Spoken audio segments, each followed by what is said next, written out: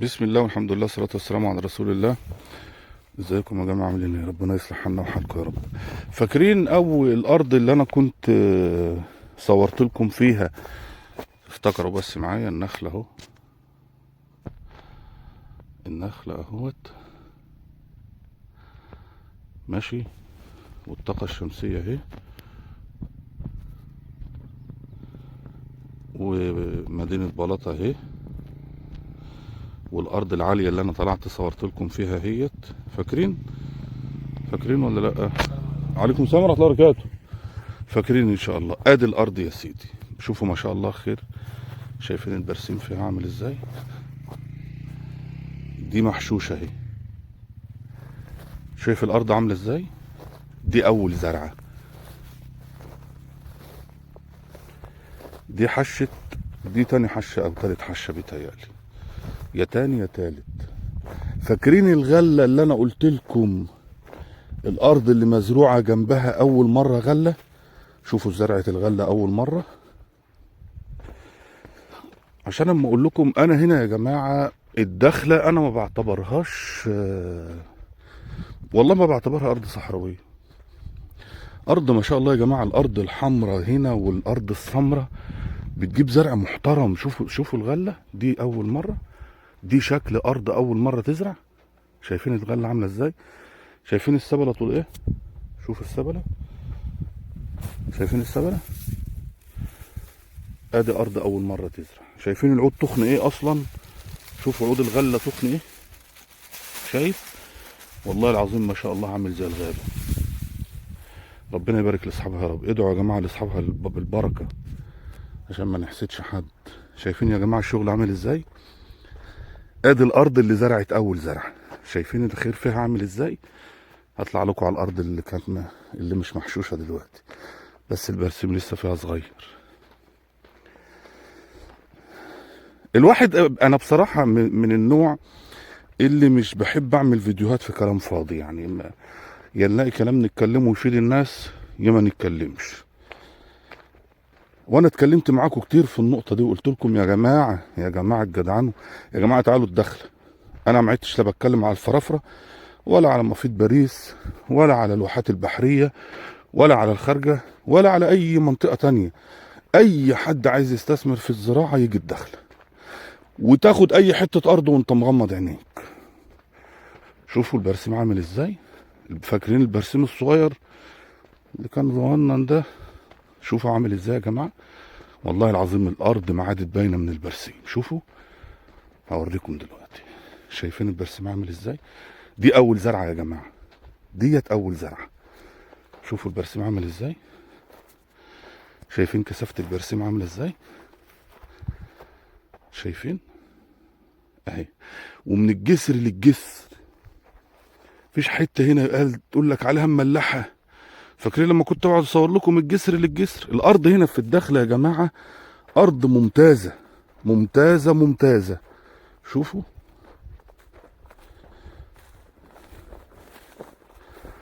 شايفين البرسيم راكب على الجسر. دي ما تلاقيهاش في اي منطقه تانية. كل الاراضي كده هنا. بالطبع في اراضي وحشه بس نسبه بسيطه، لان ما ينفعش اقول ان الدخله كلها اراضي حلوه، ابقى انا بضحك عليكم. بس نسبه كبيره جدا فوق ال 80% من الاراضي في الدخله بالطريقه دي، زي ما انتم شايفين كده. شايفين البرسيم عامل ازاي؟ امشي في البرسيم مع ارض واحد صاحبي بقى، اتحرك براحتي. ادعوا يا جماعه لصاحبها بالبركه يا جماعه، ربنا يبارك يا رب، ربنا يبارك له يا رب، ربنا يملاها له بركه. والناس هنا طيبين والناس هنا محترمين والمعيشه هنا لا تقول لي خارجه. انا امبارح كنت في الخارجه، والله العظيم الدخله في المعيشه احسن من الخارجه. خارجه ايه؟ خارجه الواحد ينزل كده ما يبص حوالين المدينه ما فيش عود اخضر. هو احنا جايين عشان نعيش؟ طب ما احنا عايشين في المدن اللي احنا عايشين فيها، سواء القاهره او اسكندريه او فيها امكانيات حلوه. انا جاي عشان خاطر امكانيات البلد. شوفوا يا جماعه الشغل. شايفين الخضره عامله ازاي؟ الارض دي لو انت دفعت لصاحبها النهارده 100,000 جنيه في الفدان مش هيرضى يبيع. وبير صغنون. شايفين الطاقة الشمسية قد ايه؟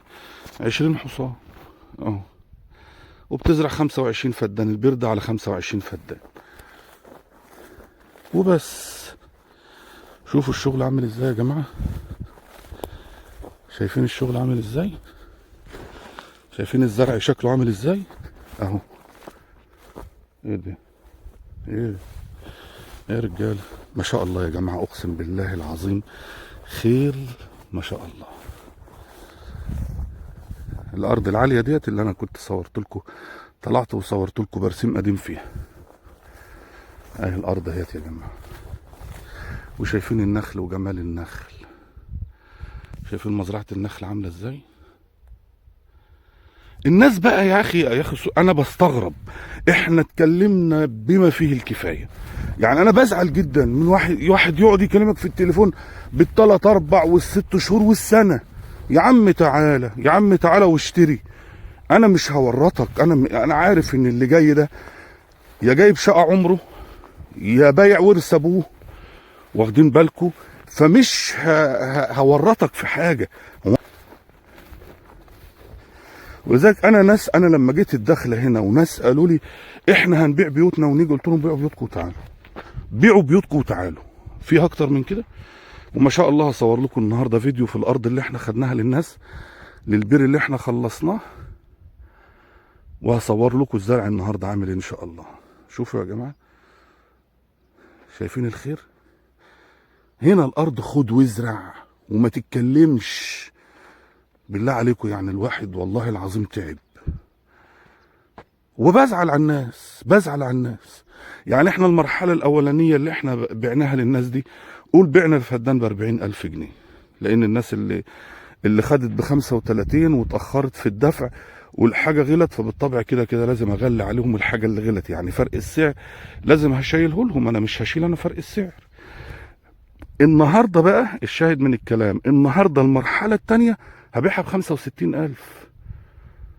تخيل فرق شهرين، فرق شهرين الفدان غلى 25,000 جنيه. يعني زاد اكتر من 50%. يعني اللي حط النهارده معايا مليون جنيه في الارض التانية من 3 شهور بالظبط بقى 1,500,000 معايا، وهو مش هيبيع اصلا. يعني انا الارض اللي انا بعتها للناس دي، ربنا يبارك لهم يا رب، ربنا يملاها لهم بركه ويبارك لهم يا رب، يبارك لهم يا رب. ناس محترمه كلهم والله العظيم. انت النهارده لو طلعت له 100,000 جنيه على الترابيزه في الفدان والله العظيم ما هيبيع، ولو باع يبقى غلطان وخسران. اصل معلش يا جماعه، انت ال60,000 جنيه النهارده تجيبهم في زرعه برسيم، زرعه برسيم سنه واحده تجيب لك ال50,000 جنيه. يعني انت النهارده لو دفعت 65 70,000 جنيه في الفدان، هتقعد سنه ونص، سنه ونص تجيب الحق الفدان. اشتريت ب40 في اقل من سنه هتجيب تمن الفدان. مش عارف. وفي نفس الوقت برضو انا اتكلمت كتير ومش عايز اقعد اكرر في الكلام اللي انا اتكلمته مع الناس، لان اصل احنا كنا في الفرافره كنا بنقعد نقول يا جماعه المنطقه دي وحشه والمنطقه دي حلوه، المنطقه دي حلوه فيها الميه، المنطقه دي فكان في لك ياما وكلام ياما في الفرافره. هنا مفيش لك ولا كلام. هنا الارض كويسه، الارض حلوه، الخير كتير. فاضل حاجه واحده بس، ان حضرتك كده لا مؤاخذه في اللفظ تهز طولك وتيجي تشتري الارض بس، وكن يعني مقتنع 1,000,000% ومعتقد 1,000,000% ان انا مش هنزلك على حته ارض تحط فيها شقه عمرك وتعبك وشقاك طول عمرك ومستقبل عيالك، وان انا هورطك عشان قرشين مصاريف شهرين 3. انا عمري ما هعمل كده ان شاء الله. اللهم المستعان. ربنا يصلح حالنا وحالكم يا رب. فرجاء يعني الناس اللي اتكلمت، الناس اللي انا والله العظيم في ناس بتكلمني بقالها سنه قاعدين يكلموا فيها، طب بس شوف لنا حاجه حلوه وشوف لنا حاجه. ما عادش في حاجه رخيصه يا حاج، ما عادش في حاجه رخيصه. الحاجه اللي من شهرين 3 اللي كانت بتتباع ب40 النهارده بتتباع ب60 و70. الحاجه ام 60 و70 النهارده بتتباع ب100. الحاجه ام 100 بتتباع ب150. الراجل الناصح النهارده، اكتر الناس النهارده ما عادتش بتبيع اراضيها. انا ابيع ليه يا عم؟ انا الفدان البرسيم اللي ما كانش ليه لازمه، فدان البرسيم النهارده بيدخل 50 و60 الف جنيه في السنه. انا بيع ليه؟ انا لو راجل عندي 10 فدادين ابيعهم لك ب500 الف، طب ما انا العشر فدادين النهارده بيدخلوا 50,000 جنيه صافي ربح كل 40 يوم او كل 35 يوم. في الدخله هنا الحش بيبقى اقل من الفرافره في الايام. يعني انت هنا ممكن تحش 10 حشات مثلا في السنه، في الفرافره 9 ممكن هي تحش 10 11 على كلام الناس، انا لسه ما جربتش. ففي ناس كتير اتمنعت ما عادتش بتبيع اراضيها. في ناس كتير والله العظيم احنا نعرف واحد كان بيتحايل علينا، على واحد شريكي هنا كان بيتحايل عليه يبيع ارضه، يبيع له الارض. ونزلنا الارض واتفرجنا عليها اول ما نزلت الدخله هنا. ساعه ما البرسيم طلع لفوق والله رحنا بنتحايل عليه يبيع مراضي. زودنا الفدان لحد 20,000 جنيه زياده. يعني الراجل كان بيقول لك بيع ب40، وصلنا له الفدان ل60,000 جنيه. قال لك انا بأهبل لو بعت ارض ايه اللي بيعها؟ ارض ايه اللي بيعها يا جماعه؟ انا النهارده راجل بيخش لي زارع له مثلا 60 فدان برسيم، بيروح يقبض من تاجر البرسيم 300,000 جنيه كل 40 يوم. يعني ولا رئيس الوزراء. يعني أنا بس لو رئيس الوزراء يعني مكتفي بالمرتب بتاعه بس. واخدين بالكم؟ ربنا يجعل كلامنا خفيف عليهم. الله المستعان. فالله المستعان.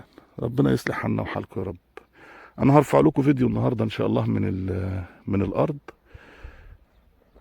و مش عارف والله، الواحد محروق من الناس. بس اقسم بالله العظيم انا ما زودت في الارض التانية. الارض التانية اللي انا هعرضها النهارده ام 65,000 دي، والله العظيم صاحب الارض اللي زود 20,000 في الفدان. وليه حق. انا بيني وبينكم، بس هو المشكله انه بيسمع الفيديوهات بتاعتي. هو ليه حق والله، والله وارضه تسوى اكتر من كده. مع ان احنا اللي هندفع ثمن البير، بس مش مشكله. انا اما ادفع. انت يعني الفدان النهارده بيصفي لك 50,000 جنيه في السنه. انت ما تدفع منهم 1000 جنيه للبير، انت حسيت بحاجه اصلا؟ مش هتحس بالبير اصلا وانت بتدفعه 200,000 جنيه في السنه. انت البير هيصفي لك كامل 200 فدان. لما تضرب 200 فدان، ال 200 فدان دول يجيبوا لهم 1,000,000 جنيه كل 40 يوم. برسيم لو زرعتهم برسيم 1,000,000 جنيه صافي ربح. مش لسه هتطلع الكهرباء وتطلع العمال، لا احنا كده طلعنا. احنا طلعنا من بدري، لان البرسيم النهارده معدي 6.5. ماشي. فما تلاقي ارض جايبه لك 10 مليون جنيه في السنه، ال 200 فدان لما يجيبوا لهم 10 مليون جنيه في السنه النهارده لو زرعتهم برسيم، وتطلع منهم 200 جنيه 200 الف للبير، انت حسيت بحاجه؟ ما حسيتش بحاجه. الله المستعان. انتوا عاملين ايه؟ ربنا يصلح لنا حالكم. يلا سلام عليكم.